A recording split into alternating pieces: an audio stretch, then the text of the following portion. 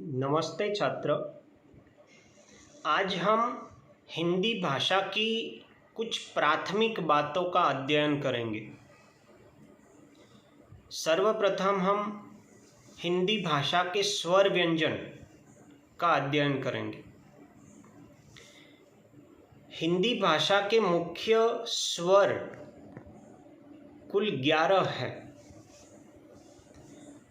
अ, आ, ई, उ, री, ए, ऐ, ओ, औ। और हिंदी भाषा के मुख्य 33 व्यंजन हैं। अब हम शब्दकोश क्रमानुसार स्वर और व्यंजन का अध्ययन करेंगे। आपने अंग्रेजी भाषा में सुना होगा, डिक्शनरी शब्द सभी ने सुना होगा। तो डिक्शनरी का उपयोग अंग्रेजी भाषा की स्पेलिंग को जानने के लिए, अंग्रेजी भाषा के स्पेलिंग के अर्थ जानने के लिए होता है। वैसे ही गुजराती और हिंदी भाषा में भी डिक्शनरी को शब्दकोश कहा गया है। शब्दकोश में तो कई सारे शब्द होते हैं, तो तुरंत किसी एक शब्द का अर्थ कैसे ढूंढे, अर्थात तुरंत किसी एक शब्द की वर्तनी को कैसे जाने, उसके लिए हमें स्वर और व्यंजन को क्रम में पढ़ना है और इसके आधार पर हम आसानी से किसी भी शब्द को सेकंड में ढूंढ पाएंगे। तो क्रमानुसार मैंने यहाँ आपके सामने रखा है। शब्दकोश में सर्वप्रथम स्वर से शुरुआत होगी, यानी कि सबसे पहले स्वर वाले शब्द होंगे और स्वर वाले शब्द पूर्ण होने के बाद व्यंजन वाले शब्द होंगे। शब्द की शुरुआत हिंदी भाषा में प्रथम स्वर अम से होती है। अम वाले शब्द पूर्ण होने के बाद अ। इसी प्रकार आम, आ, इम, ई। इम का मतलब होता है ह्रस्व ई वाले शब्द। फिर दीर्घ इम, दीर्घ ई। इसी प्रकार उम यानी ह्रस्व उम वाले शब्द, उ, दीर्घ उम, दीर्घ उ। री वाले शब्द एम, ई, ऐम, ऐ, ओम, ओ, औम, औ और अह। इन शब्दों के बाद व्यंजन वाले शब्द होते हैं। आप यहाँ व्यंजन देख रहे हैं, उसमें मैंने क के बाद क्ष लिखा है, त के बाद त्र, ज के बाद ज्ञ और श के बाद स्र है। इसे ही ध्यान में रखना है। बाकी ककहरा के आधार पर सभी वर्ण क्रमानुसार ही है। तो क शब्दों के बाद क्ष वाले शब्द आते हैं, इसे ही ध्यान में रखना है। फिर ख, ग, घ, च, छ, ज के बाद ज्ञ वाले। इसी प्रकार त के बाद त्र और श के बाद स्र वाले शब्द होंगे। जैसे हम देखें कि क वाले 3 शब्द है, तो तीनों शब्दों को हमें क्रम में रखना है। तो कैसे रखें? तो प्रथम कम वाले शब्द होंगे, दूसरा होगा अर्धचंद्र और बिंदी, ऐसा कम, फिर क, फिर काम, का, किम, की, प्रथम ह्रस्व वाले, फिर दीर्घई। उसी प्रकार कुम, कु, वह ह्रस्व उ वाले और दीर्घ उ वाले। क्री, केम, के, कईम, कई, कौम, को, कौम, कौ, क्य, क्व, क्र। इसी प्रकार इसके बाद क्ष वाले होंगे। तो क्ष में भी क्षम, क्ष, क्षाम,क्षा, क्षिम, क्षि। इसी प्रकार क्रमानुसार शब्दकोश में शब्द हम ढूंढ सकते हैं। अब हम स्वर और व्यंजन का वर्गीकरण देखें। कौन से वर्ण कहाँ से उच्चारण होते हैं, तो उच्चारण स्थान मैंने लिखा है कंठ्य, तालव्य, मूर्धन्य, दंत्य, ओष्ठ्य। क, ख, ग, घ और अंग यह कंठ से निकलता है। जैसे क, ख, ग, घ, अंग। आप प्रयत्न करके देखो तो कंठ में से आवाज़ निकलती। इसी प्रकार च, छ, ज, ज, यम यह तालव्य है, यानी हमारी जिह्वा मुंह के अंदर ऊपर का भाग है, तालु जिसे कहा जाता है, वहाँ पर टच होता है, टच होती है, तभी इन शब्दों का उच्चारण होता है। फिर मूर्धन्य यानी मूर्धा, जो दांत पीछे दांत से ऊपर का भाग, उसे मूर्धा कहा जाता है। ट, ठ, ड, ढ, अण। तो जिह्वा का स्पर्श मूर्धा से होगा तभी यह शब्द हम बोल पाएंगे। आगे है दंत्य यानी दांतों के स्पर्श से। त, थ, द, ध, न। हमारी जिह्वा दांत के पिछले हिस्से में स्पर्श करती है, तभी हम इन वर्णों का उच्चारण कर पाते हैं। और प, फ, ब, भ, म यह सारे वर्ण दोनों होठ के स्पर्श से हम बोल पाते हैं। मैंने यहाँ अंग, यम, अण, न, म यह सारे अनुनासिक लिखे हैं। अनुनासिक का मतलब है नाक के द्वारा बोले जाने वाले वर्ण। अब हम हमारे वाचन तथा लेखन कार्य में त्रुटि न रह जाए, इसीलिए कुछ संयुक्ताक्षर है, उसको जाने। जैसे क्ष वर्ण है, वह क और श से बना है। क के नीचे मैंने हलंत किया है, यानी क पूर्ण रूप से नहीं है, आधा है। इसी प्रकार त्र त प्लस र से बना है। ज्ञ वर्ण ज प्लस यम से बना है। उसके बाद है द्व, यानी आधा द प्लस व, जैसे विद्वान, ऐसे शब्द।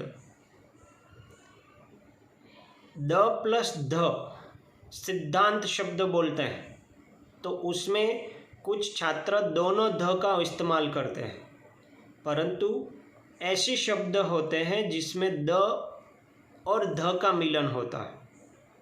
उसके बाद शब्द है उपोद्घात, तो यहाँ पर द प्लस घ का मिलन है। द और घ दोनों जब द से मिलते हैं तो किस प्रकार लिखें, उसके लिए आपको सिद्धांत और उपोद्घात शब्द में देखना पड़ेगा। द्र वर्ण द प्लस र से बना है। यहाँ मैंने द को हलंत नहीं किया है, परंतु द शब्द, द वर्ण हलंत है।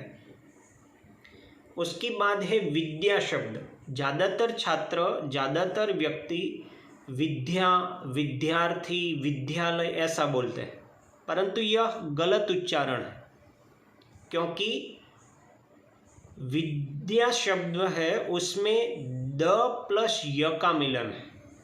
तो हमें क्या बोलना है? विद्या, विद्यार्थी, विद्यालय, विद्यार्थिनी, ऐसे शब्दों का प्रयोग करना है। फिर है द प्लस म का मिलन, जैसे पद्म। उसी प्रकार ह और म का मिलन, ब्रह्म। फिर न से न जुड़ा हुआ है, और फिर दोनों त जुड़े हुए हैं, जैसे उत्तम। ऐसे शब्दों को हमें ध्यान में रखना है। अब हम भाषा में अच्छी तरह से प्रावीण्य प्राप्त करने के लिए और अच्छी भाषा सीखने, बोलने और लेखन करने के लिए 10 ऐसे अशुद्ध वाक्यों का शुद्ध रूप में हमने वर्णन किया है। तो कभी कभी हम किसी भी तरह वाक्य को बोल देते हैं, तो भाषा की दृष्टि से तो यह गलत वाक्य बनते हैं, परंतु कैसे ध्यान रखें। जैसे मैंने प्रथम वाक्य लिखा है, खड़क सिंह उस इलाके का प्रख्यात डाकू था। इस वाक्य में प्रख्यात शब्द डाकू के सामने योग्य नहीं है। प्रख्यात शब्द किसी उत्तम व्यक्ति के सामने अच्छा विशेषण जोड़ने के लिए उपयुक्त है, परंतु यहाँ खड़क सिंह तो एक डाकू था और डाकू में प्रख्यात नहीं हो सकता, कुख्यात आएगा। इसी प्रकार वाक्य को शुद्ध रूप में बोलना और हमें लिखना सीखना। जैसे मैंने 10 वाक्य लिखे हैं, उसको आपको पढ़ने हैं और जो वाक्य है उसमें वचन संबंधी अशुद्धियाँ हो सकती है, लिंग संबंधी अशुद्धियाँ हो सकती हैं, पदक्रम संबंधी ज़्यादातर हम बोर्ड में देखते हैं, किसी दुकान पर देखते हैं। तीसरा वाक्य जो मैंने लिखा है कि मुझे शुद्ध गाय का दूध दीजिए, ऐसे भी वाक्य होते हैं, परंतु हकीकत में मुझे गाय का शुद्ध दूध या गाय का शुद्ध घी दीजिए, ऐसे वाक्य होने चाहिए। तो लिंग संबंधी अशुद्धि के उदाहरण भी लिखे हैं। कारक संबंधी अशुद्धियाँ वाक्यों में हो सकती हैं, द्विरुक संबंधी हो सकती है और अनुपयुक्त शब्द प्रयोग विषयक अशुद्धियों की भी मैंने बात की है। जैसे एक मैं उदाहरण और बोलता हूँ, हम जब भी शिक्षक की अनुमति की लेने के लिए अनुमति पत्र लिखते हैं, रजा चिट्ठी जिसे कहा जाता है, तो उसमें ज़्यादातर व्यक्ति सविनय साथे जणाववानुं के ऐसा लिखते हैं, परंतु सविनय का मतलब ही विनय के साथ ऐसा होता है। तो हमने 2 बार साथे और स 2 बार नहीं हो सकते। तो इसी प्रकार सविनय जणाववानुं के आ शब्द योग्य રહેશે। आगे मैंने यहाँ कुछ शब्द गुजराती में लिखे हैं। कक्षा 11 में भी कुछ छात्र ऐसे हैं जो इन्हीं शब्दों में लिखने के लिए कई बार भूल करते हैं। तो यहाँ पर स्पष्ट रूप से हम देख लें और सीखें कि ऐसी भूलें अब नहीं होनी चाहिए।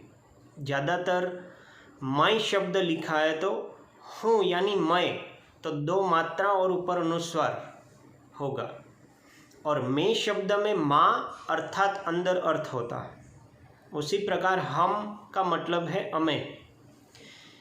किसी भी वाक्य को एक वचन में लिखना हो तो वाक्य के अंत में है शब्द है, तो एक वचन वाले वाक्य में है के ऊपर अनुस्वार नहीं होगा, जबकि बहुवचन वाले वाक्य में है के ऊपर अनुस्वार किया जाता है। जैसे मैं 2 वाक्य बोलता हूँ, एक वचन वाला वाक्य है लड़का खेलता है, तो इसमें है के ऊपर अनुस्वार नहीं आएगा, परंतु लड़के खेलते हैं तो बहुवचन हो गया, उसमें पीछे है शब्द के ऊपर अनुस्वार किया जाता है। आप जो अनुस्वार नहीं करते हो बहुवचन वाले वाक्य में, तो वह वाक्य गलत पड़ता है। फिर नहीं शब्द हम लिखते हैं तो नहीं 2 तरीक़ों से लिखा जाता है। कुछ छात्र यहाँ पर लिखा है प्रथम शब्द नहीं, इस प्रकार लिखा जाता है, परंतु दूसरा जो नहीं शब्द लिखा है वह गलत है, और फिर तीसरा नहीं शब्द हम सही रूप से लिख सकते हैं। अगले तास में हमने नुक्ता की बात की थी कि हिंदी भाषा में ऐसे शब्द हैं जिसमें कुछ वर्ण के नीचे बिंदी लगाई जाती है। अंग्रेजी भाषा की तरह उर्दू भाषा से अरबी फारसी शब्दों का हिंदी में सहजता से प्रयोग होता है। ऐसे शब्दों के उच्चारण के लिए व्यंजन के नीचे बिंदी लगाई जाती है और ऐसे वर्ण को नुक्ता कहा गया है। नुक्ता कौन कौन से वर्ण के नीचे आता है? तो क, ख, ग, ज, फ, ड और ढ, इन्हीं वर्णों के नीचे ही नुक्ता का प्रयोग होता है। आभार। आपको यह सारी बातों को ध्यान में रखना है और इस प्राथमिक माहिती को ध्यान में रखकर ही आगे का अध्ययन करना है।